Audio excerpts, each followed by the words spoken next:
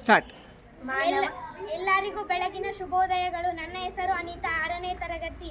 ಇಂದು ಪ್ರಾರ್ಥನಾ ಸಮಯದಲ್ಲಿ ಹಾಡು ಜೋಗ ಜಲಪಾತದ ಬಗ್ಗೆ ವಿವರಣೆ. ಮಾನವನಾಗಿ ಹುಟ್ಟಿದ ಮೇಲೆ ಏನೇನ್ ಕಂಡಿ, ಸಾಯೋ ತನಕ ಸಂಸಾರದೊಳಗೆ ಗಂಡ ಗುಂಡಿ, ಹೇರಿಕೊಂಡು ಹೋಗೋದಿಲ್ಲ ಸತ್ತ ಬಂಡಿ, ಇರೋದ್ರೊಳಗೆ ಒಮ್ಮೆ ನೋಡಿ ಜೋಗ ಗುಂಡಿ. ಮಾನವನಾಗಿ ಹುಟ್ಟಿದ ಮೇಲೆ ಏನೇನ್ ಕಂಡಿ, ಸಾಯೋ ತನಕ ಸಂಸಾರದೊಳಗೆ ಗಂಡ ಗುಂಡಿ, ಹೇರಿಕೊಂಡು ಹೋಗೋದಿಲ್ಲ ಸತ್ತ ಬಂಡಿ, ಇರೋದ್ರೊಳಗೆ ಒಮ್ಮೆ ನೋಡು ಜೋಗ ಗುಂಡಿ. ರಾಜ ರೋಗ ರಾಕೆಟ್ ಲೇಡಿ ಚತುರ್ಮುಖ, ಜೋಡಿ ಕೂಡಿ ಹಾಡುತ್ತಾವ ಇಂದಿನ ಸುಖ, ತಾನು ಬಿದ್ರೆ ಆದಿ ಕೇಳು ತಾಯಿಗೆ ಬೆಳಕ, ಮುಂದಿನ ಕಂಡ್ರೆ ಸಾಕು ಸ್ವರ್ಗ ಸುಖ.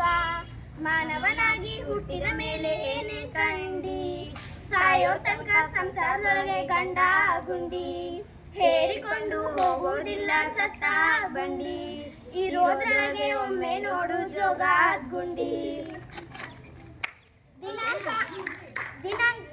ದಿನಾಂಕ 17/12ನೇ ತಿಂಗಳು 2024ನೇ ವರ್ಷ. ತರಗತಿ 6ನೇ ತರಗತಿ. ಬೆಂಗಳೂರಿನ 400 ಕಿಲೋಮೀಟರ್ ದೂರದಲ್ಲಿರುವ ಶಿವಮೊಗ್ಗ ಜಿಲ್ಲೆಯ ಜೋಗದಲ್ಲಿನ ಜಲಪಾತ ಭಾರತದ 2ನೇ ಅತಿ ಎತ್ತರವಾದ, ಕರ್ನಾಟಕದಲ್ಲಿ ಅತಿ ಹೆಚ್ಚು ಪ್ರವಾಸಿಗರು ಭೇಟಿ ನೀಡುವ ಜಲಪಾತ ಇದಾಗಿದ್ದು, ಶರಾವತಿ ನದಿ ಇಲ್ಲಿ ಬಂಡೆಗಳ ಮೇಲಿಂದ 235 ಮೀಟರ್ ಆಳಕ್ಕೆ ಧುಮುಕುವ ರಮಣೀಯ ದೃಶ್ಯವನ್ನು ಕಣ್ತುಂಬಿಕೊಳ್ಳಲು 2 ಕಣ್ಣು ಸಾಲವು. ಜೋಗತವಗೇರು ಸೊಪ್ಪಿನ ಜಲಪಾತ ಪ್ರಪಂಚದ ಪ್ರಸಿದ್ಧ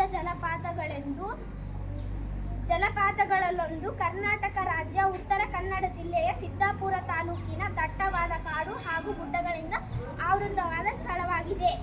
ಎಲ್ಲ ನನ್ನ ಸಹಪಾಠಿಗಳೇ ಈ ಸ್ಥಳಕ್ಕೆ ಭೇಟಿ ನೀಡಿ ಇದರ ದೃಶ್ಯವನ್ನು ಕಣ್ತುಂಬಿಕೊಳ್ಳಿ.